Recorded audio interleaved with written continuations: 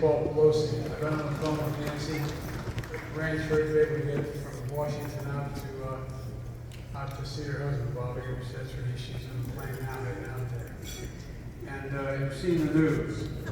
He was attacked in her home, and when I spoke to the speaker, she said that he's doing okay. He went to the hospital, was operated on, and he seems to be coming along well. He's in good spirits. The whole family's there. While this invasion is ongoing, the news reports indicate it was intended to be an attack on the House Nancy Pelosi lives in, the third ranking person in the United States in line for president. You know, it's reported that the same chant was used by this guy that they have in custody. That was used on January 6th, the attack on the U.S. Capitol. I'm not making this up, this is reported. I can't guarantee it. I can tell you what's being reported. The chant was, "Where's Nancy? Where's Nancy? Where's Nancy?" This is despicable. There's no place in America. There's too much violence, political violence, too much hatred.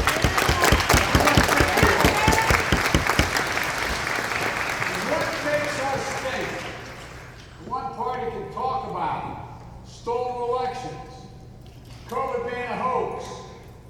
There's all a bunch of lies, and it not affect people who may not be so well balanced. What makes us think that it's not going to corrode the political climate? Enough is enough is enough. Every person of good conscience needs to clearly and unambiguously stand up against the violence in our politics, regardless of what your politics are.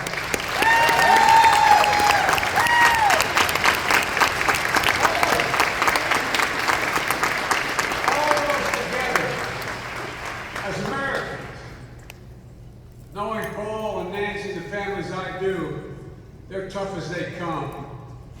We're praying for him. We're optimistic for his full recovery.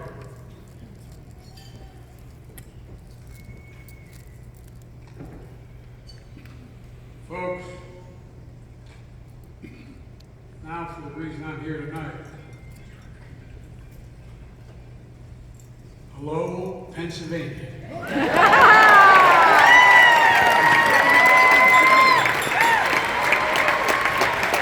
As they say in Hillary, you all elected me the first time.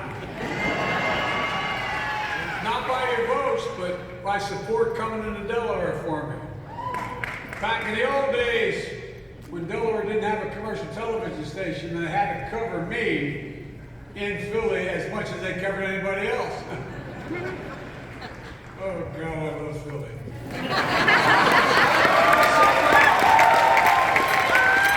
I married a Philly girl.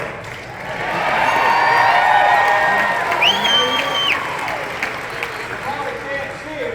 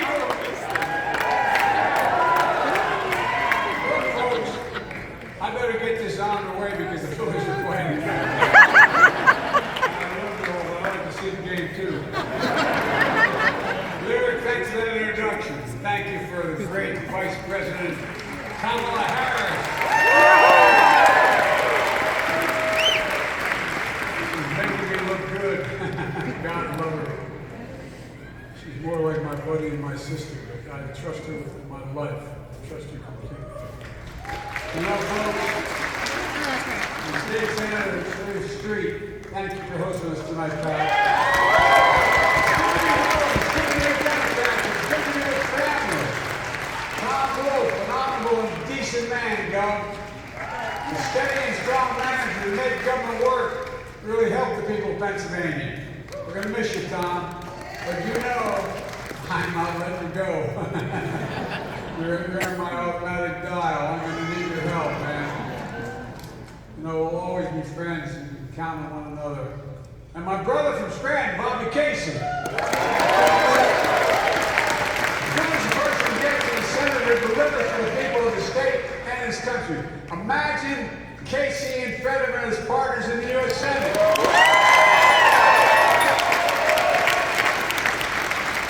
John's got a lot of experience serving the state as mayor and then as lieutenant governor, and he leaves nobody behind. John leaves nobody behind. Whether it's building an economy that works for everyone, keeping communities safe, protecting your rights and freedoms. Above all, John has enormous integrity. You know who he is, you know where he stands, you also know John is Pennsylvania.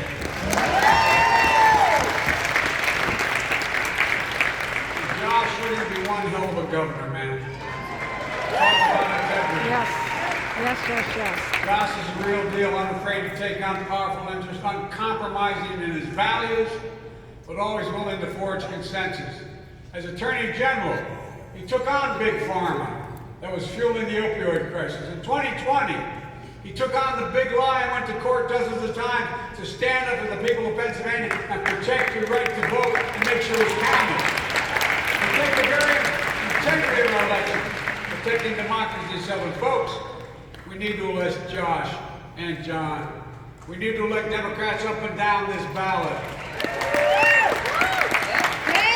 Got a great delegation of the Congress, including folks who are here tonight, like Dwight and Mary Gay Scanlon. Where are they?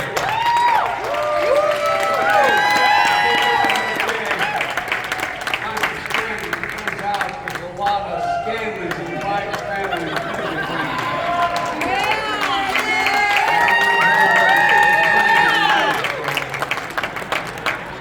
Look, if we do that, we keep control of the Congress and the governorship. We can flip the House. If we do those two things, we can flip the state house. Pennsylvania will be a better place, and so will America. Look, that's why we're all here. 11 days until the most important by-election in our lifetime. That's not hyperbole.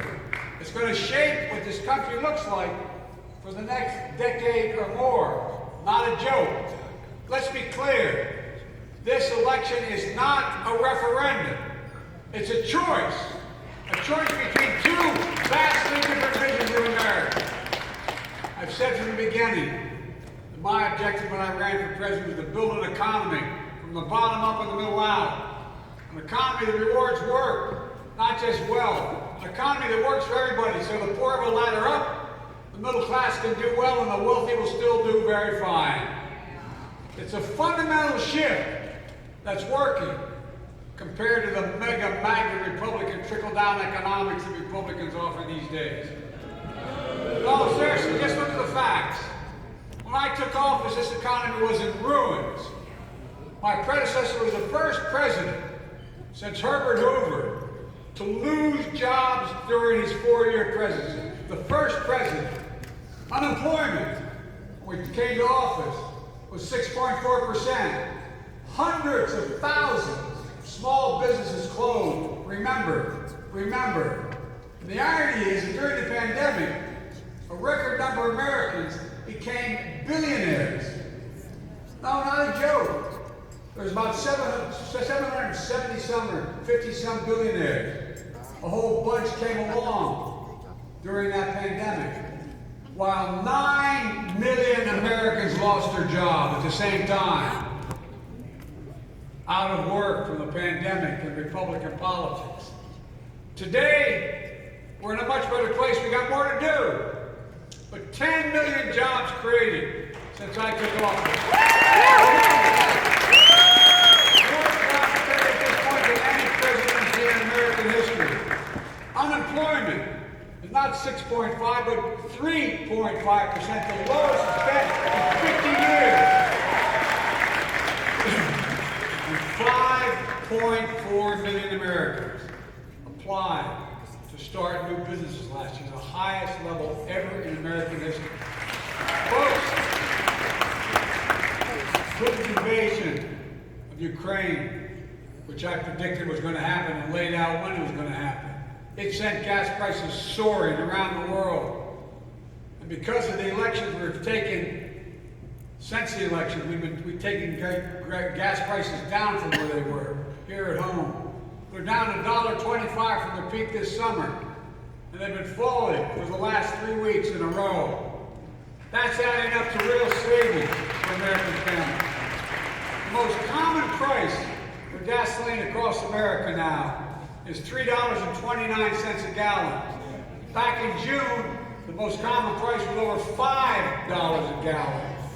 We need to keep making progress by having energy companies bring down the cost of a gallon of gas to reflect what they pay for a barrel of oil. I'm not making this stuff up. It's hard to make up. If they're taking the average profit they've been making over the past 20 years, instead of these historic profits they're making today, the most common price for gas would come down another 50 cents to under $30, $3 a gallon. By the way, last quarter, six of the largest oil companies, the last quarter, and their new quarter's coming out now, the last quarter, companies made $70 billion in profit in one quarter, in 90 days. And Shell announced just yesterday that it made $9.5 billion in the first quarter, the third quarter this year. 9.5. That's twice what they made in the third quarter last year. Folks, you think that's something? Exxon released its earnings today. You know how much they made in the third quarter? $18.7 billion in 90 days. That's nearly triple what Exxon made last year, and the most it's made in its 152-year history, while the rest of America is struggling. And these companies raise their dividends as well. They say that's how it's getting back to the taxpayer. Wonder how many people in South Philly have that Exxon stock with them. Look, those excess profits are going back to the shareholders and their executives, instead of going to lower prices at the pump and give relief to the American people who deserve it and need it.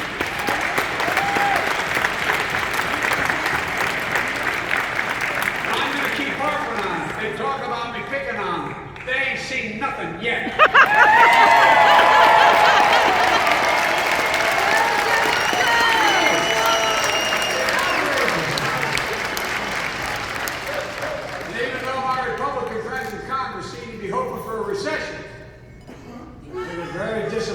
They were very disappointed yesterday. The GDP report showed the economy's growing. It's growing. In fact, the economy grew 2.6% last quarter. Although it may not feel like it to everyone, but people's incomes went up last quarter more than inflation went up. So economic growth is up, price inflation is down, real incomes are up, and gas prices are down. And by the way, exports are also up, which means we're making things here in America. Today, we're shipping American products overseas instead of shipping American jobs overseas.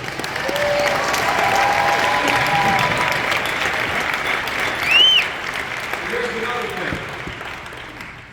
Remember last time around, that other fellow kept hearing about Infrastructure Week? We heard about Infrastructure Week for 4 years. And by the way, it never got done. In fact, it became a punchline.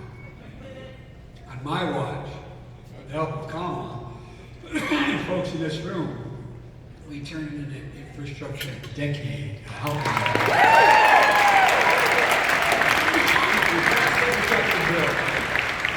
We created once-in-a-generation investment on our nation's roads, highways, bridges, railroads, ports, airports, water systems, high-speed internet. By the way, you been to Philadelphia Airport lately? $24 million to improve the main terminal. I was just out in Pittsburgh, the city of bridges. $45 million. The bridge that collapsed is about to be reopened. Because of the infrastructure bill.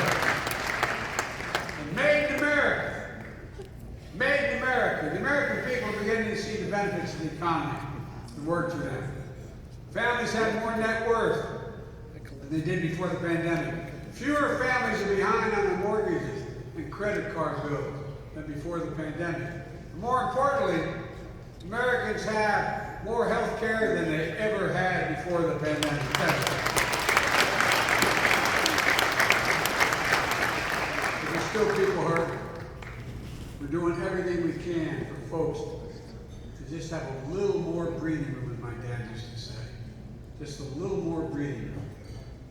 I can't tell you how good it is. It makes me feel to finally beat Big Pharma. $1 million lobby, folks, to give Medicare the power. I say to my former congressman in Philadelphia, remember how hard we fought to take Medicare and get Medicare the ability to negotiate drug prices? We finally did it in big.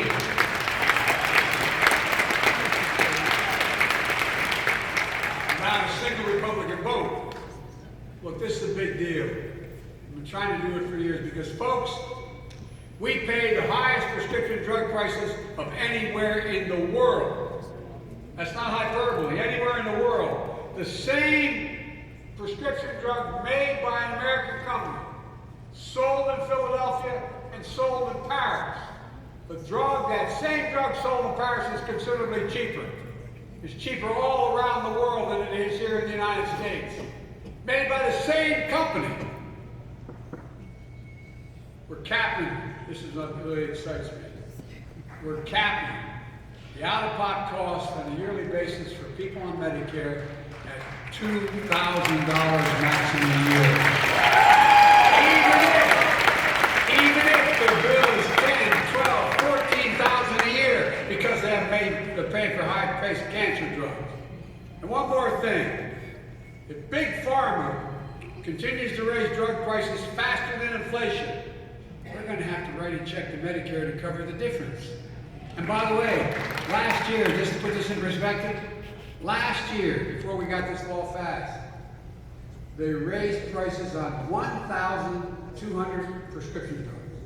Hear me again, 1,200 prescription drugs, in fact, that they manufacture, they raise prices on. Faster than inflation. And by the way, it's one thing if you change a drug, you put millions of dollars more in research and you make it better. Not a single change in these drugs. Nothing. No change. We're going to put a stop to that. One more significant change for this drug. We're going to put in the stop. I don't know how many of you, God forbid, know somebody who has type 1 diabetes, needs insulin. Well, guess what? Yep. We're going to cap the cost of insulin per month for people on Medicare, $35 a month. Starting in January. Instead of the average of $400 a month for most pay now, it costs $10. $10 to make that drug, and another $5 to give them credit for packaging it. $35 gives them a healthy profit. And by the way, the guy who in fact invented the drug, found it, patented it, he decided not to patent it. I talked to him because he wanted everybody to have access to it. So it's not even patented. Anybody can make it. We also passed tax credits to help families buy energy efficient appliances to lower their costs on everything from the refrigerator to the coffee maker breaks. To put solar panels on your home, to buy an electric vehicle, to weatherize your home. Things that will save, according to the experts, an average family $500 a year. I announced this week my administration is going to get rid of unfair hidden fees called junk fees. You don't know about it until they hit you. They add up. You have an overdraft in your checking account. $35 they charge you now. Credit card, late fees, $50. These junk fees add up. They're taking real money out of the pockets of average Americans. That's on top of the actions we took earlier this month to lower the cost of hearing aids, make them available all over the county, at Walgreens and Walmart, saving $3,000 a pair. $3,000 a pair for those with hearing loss. And the Department of Transportation is working with the airlines to require that the travel sites disclose all the fees up front. How many decided to book a ticket to go see mom and dad at Thanksgiving if they live in a different city? And all of a sudden find out that's going to cost you another $50 for your baggage. Or if you want a child to sit next to you, it's going to cost you another $40. Or if you have to change your ticket, you got to buy a whole new ticket. You don't get to do that. Well, guess what? We're going to end that. Took action to ease the burden. Folks, took the actions I promised I'd do to ease the burden of student debt for millions of working class Americans.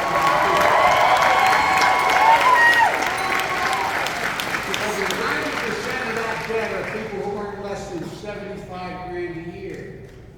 Republicans, governors, senators, congressmen criticize the move. But I'm never going to apologize for helping working and middle class Americans as they recover from the pandemic.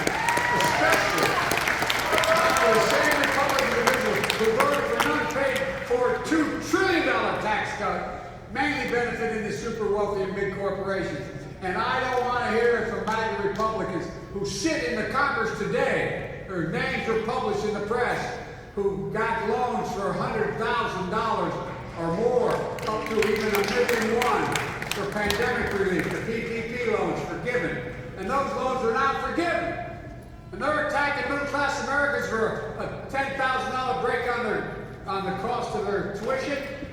Give me a break, man.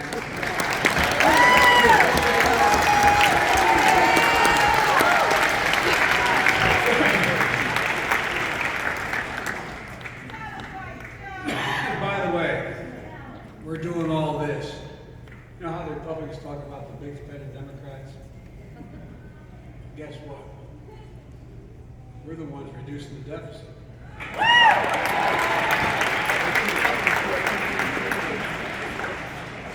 You know, the very deficit reduction that all Republicans voted against when they opposed the Inflation Reduction Act. This year alone, just this calendar year, okay? This is official.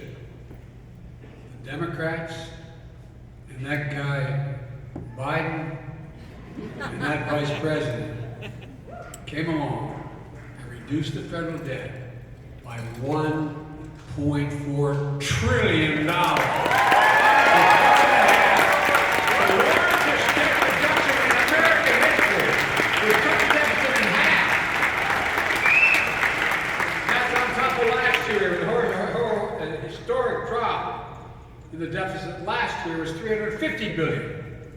Folks, we're going to further reduce the deficit over the next decade as well, another $250 billion. And a big part of that is because corporations are finally going to pay a staggering minimum tax of 15%. That's less than a nurse makes, hey, or a firefighter.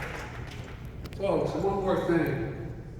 On our watch, for the first time in 10 years, seniors are going to get the biggest increase in their Social Security. Yep.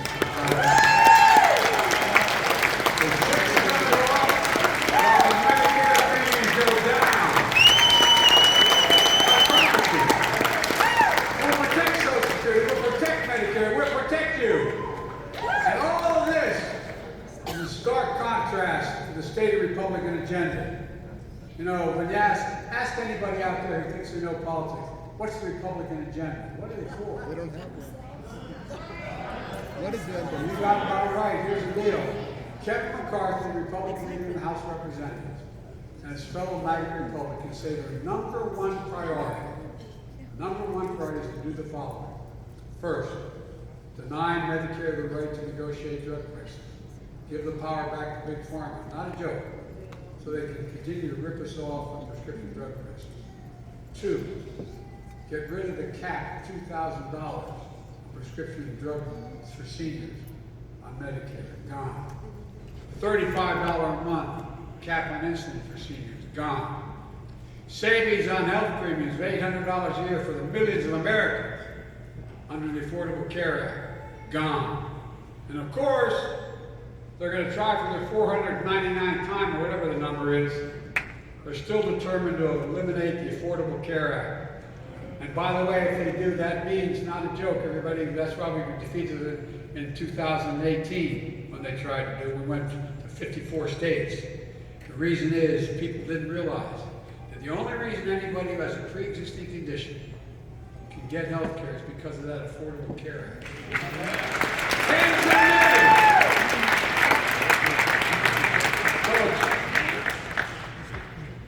These protections will be gone as well if Republicans get their way.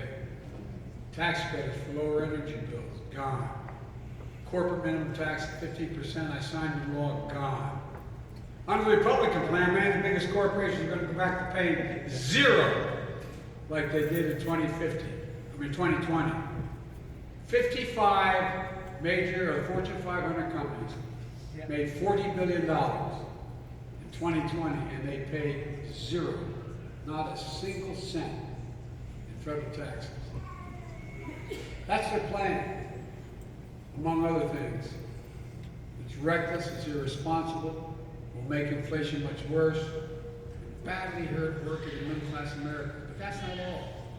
And this is the part that's hard to believe. Check it out. Go online and just read it. They're coming after Social Security and Medicare. Rick Scott, conservative senator from Florida, who's in charge of electing Republicans to the Senate this year, clearly laid out his plan, their plan. They put Social Security and Medicare in the chopping block every 5 years. That means every 5 years, Congress is going to have to vote de novo to cut, reduce, or completely eliminate Social Security or keep it exactly how it is. And then along came Ron Johnson from Wisconsin, great American. He wanted to do stop one better. He thinks waiting every 5 years is too long. Not a joke. This is real. He thinks Social Security and Medicare should be in the chopping block every single year. Nothing permanent about the programs. They're just yearly programs. If Congress doesn't vote to keep it, it goes away. It's not just Social Security and Medicaid. He also wants to put veterans benefits every year have to be re-voted for. These are programs that were for long term. He wants to put everything in the federal budget in that position. And now they're saying, if I don't cooperate between the election and the end of the fiscal year, I mean, the end of the year when Congress goes out, to cut Social Security and Medicare, they're going to shut down the government and let America fall on stead. Talk about irresponsibility. Now, just check it out. Even if they don't go as far as being able to do that, because I'm not going to yield, just threatening default has severe consequences. Remember when Mitch McConnell did that? And we got downgraded and hurt our economy? There's nothing will create more chaos or do more damage to the American economy than this. Look, their extremism isn't limited to social programs and the economy. They're coming after the right to vote. You can count your vote. You all know that here in Pennsylvania. You know it well. That's why Josh was such a great Attorney General. And why you do Attorney General. Let everyone mistake about this, folks. Democracy is not figuratively, literally on the ballot this year. It's on the ballot, along with your right to choose and your right to privacy. And the amazing thing is they're saying it out loud. They're saying it out loud, as the Vice President said. Republicans in Congress have already introduced legislation to ban, a national ban, on the right to choose. Josh's opponent believes there should be no exceptions even for rape or incest. None. And this is over the top, guys. And as we've all heard, saw on Tuesday night, Dr. Oz, his mother would say, God bless him, Thinks the right to choose should be between, as the Vice President pointed out, a woman, or a doctor, and quote, local political leaders.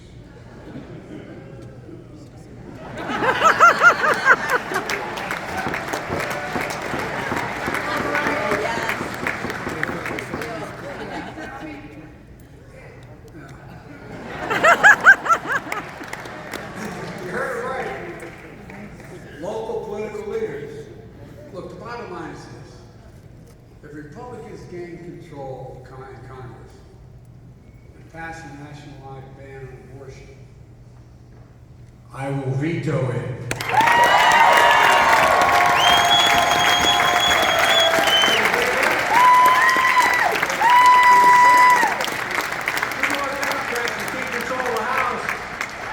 We're going to codify Roe v. Wade in January.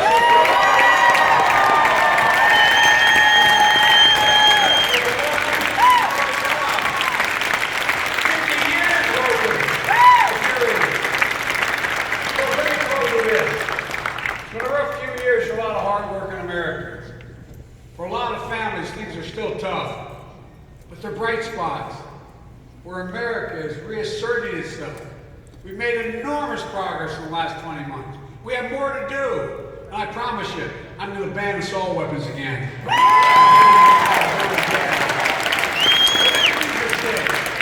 just 11 days. It's not hyperbole to suggest all eyes around Pennsylvania. So much is at stake for this state and this country we all love. So I call on Democrats and mainstream Republicans and independents to come together. We can meet this moment. We can meet together. I truly believe we're just getting started. I've never been more optimistic about America's future. I'm meaning sincerely. We just have to remember who in God's name we are. We're the United States of